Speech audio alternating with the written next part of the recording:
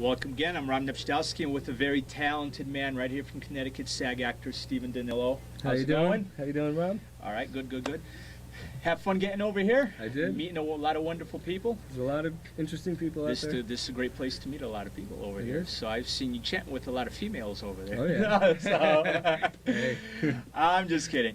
Steven, when did you start out in this business, basically? I've been doing this since I was 16. 16 years old, I decided, you know what, I just kind of always knew that I wanted to be an actor, and just took a long time to get where I am now, and I have a long way to go, but, you know, we're getting there. Okay, who would you say is your main motivation back then, maybe even still right now, to keep you going? Back then, I'd say some of the bigger stars are probably people around my age, like Leonardo DiCaprio, Ben Affleck, you know, people like that, which, you know, I looked at them and I'm like, you know what, I can do this. You know, we have things in common. I'd watched their biographies and, you know, and just, I came from a working middle-class family, you know, had no idea anything about the industry, you know, they wanted me to be a cop, and so I had no support, no help. They're like, what, you want to be what, you know, and so I had to figure it out on my own. Well, why do you think that? I know so many actors, actresses out there, you know, they're saying, well, you know, get a real job, things like that. I mean, why don't you think there's that much support for people getting in this business? I know it's a difficult business, but... It's difficult. I can understand the instability. You know, I've had probably like 50-something jobs in my life. You know, we bounce around, and it's just unstable. Your parents worry about Social Security. What are you going to do when you retire? You know, you should have a house and kids by now. You know, I'm not what my family quite wanted the only guy in the family to be. I got a lot of sisters and nieces and stuff, but I was supposed to be the one to take over the family, you know, and be the next guy and follow my father's footsteps. And I wanted to be an actor, and they just didn't get it. You know, there's no money in that. You don't have a chance. It's fierce competition, you know, and you can't let that stop you. You know, you just keep plugging away at it. With the competition-wise, do you think there's so many actors out there that are trying but not really trying? So sometimes I would even disagree sometimes, you know, with the whole competition thing. What? Because I know you're always out there. Everywhere I see, you're out there. Working, You're always working. What makes you, you know, strive above the rest, in your opinion? Well, you know, everybody said when I was younger, you know, you got your whole life ahead of you. You know, oh, take your time, whatever. Well, I'm almost 30.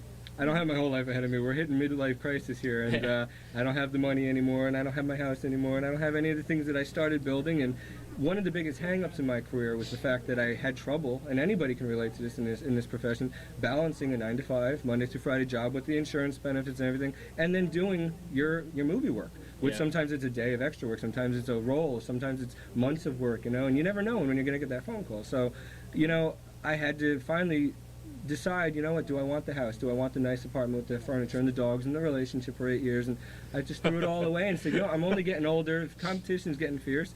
This is what I'm called to do. It's like I wake up with it on my mind. I want to do it. I'm not happy unless I'm in a studio or I'm on a set with somebody. I'm happy doing extra work because I'm there where it's happening, you know, and this is, I can't expect anybody else to understand. You know, they have that stable root in their head, and that's great. I wish I had that. I wish I woke up and said, gee, I want to be a cop. I'd have a house right now. I'd have a family. I'd have everything. But, you know, you got to go with your passion. But you won't be happy. I won't be happy. I've tried it, and I've had some pretty good jobs, you know, and some good money-making jobs, but I'm not happy. But you never know. I mean, you're in this business. Why not make the big bucks in this business when, I mean... there's a lot of millionaires out there in this business. And you know what? You can't go into this business necessarily looking to be rich. I don't do it for the money. I would like to make enough money to get by. But as far as if I could just pay my bills on this and do what I do now the rest of my life, I'm happy. You know? I'm happy. Wonderful. So, let's talk about some of your recent work that you've been doing. Well, let's go back to the smidgen then. What was your very first project that you could remember doing, starting out in the business? One of the first things was probably a theater project. I got involved in theater first. I started in theater arts class, and that's what got me started, and I said I liked it. And then, you know what, I started doing auditions for some independent theater productions, and I just came up with some weird monologues. What did I know about monologues at the time? And I just passed the interviews, or the auditions, and I got the parts, and I did Joseph in Amazing Technicolor, Dreamcoat. That's a great part. Yeah, and I was offered the lead, and I didn't want to do the long hair thing. There was something about it just wasn't me, and so I settled for Brother Issachar. I'm like, I'll be in the show, you know, I'll do the dance numbers, I'll do the exposure, but I don't want to do the lead. I'm not into the singing and all that. And then I moved on to A Fine Line, and that was another independent film about basically kind of racism, and two yuppie white boys go to I think it was like a Bridgeport school, and they came from a wealthy background. Their parents got a divorce. Long story short, you got this odd couple of brothers in this all-black school, and my role was young 15-year-old Brandon Salinger, and my brother played a Matthew Broderick character, his older brother, you know, level-headed, all astute, and there's me walking around in my, you know, homie G clothes, and the ladies' man, and everybody loved it, you know, and I'm just like, what's the big deal? We're in an all-black school, but they love me, you know, you gotta loosen up, you know, and so that it was a comedy, and people loved it. And I was nervous. I was nervous because we did it in New Haven. We had an all-black audience, and they had me. The director was black, and he had me saying some funny stuff like, you know, "Assalamu alaikum" and stuff. I'm like, oh boy, this is not going to go down well. So I did it, and they loved it. I got flowers for the first time. You know, it was great, and so I just kept doing stuff like that. Is there something that you regretted that you did not do? Oh yeah. That you were offered? When I first, probably about 18 years old, I decided, you know, I wasn't, like I said before, I wasn't that popular in school. Everybody knew who I was. I got along with everybody, but I wasn't where I wanted to be. I wasn't one of the jocks or whatever, and I wanted to be an actor, a model at first. And at the time, I still was a little awkward in my youth. You know, you change and you get old and you grow into your looks, and I wanted to be an Abercrombie model because everybody shopped at Abercrombie and Fitch, all the popular kids, and I'm like, one day I'm going to hang in that store, and then what?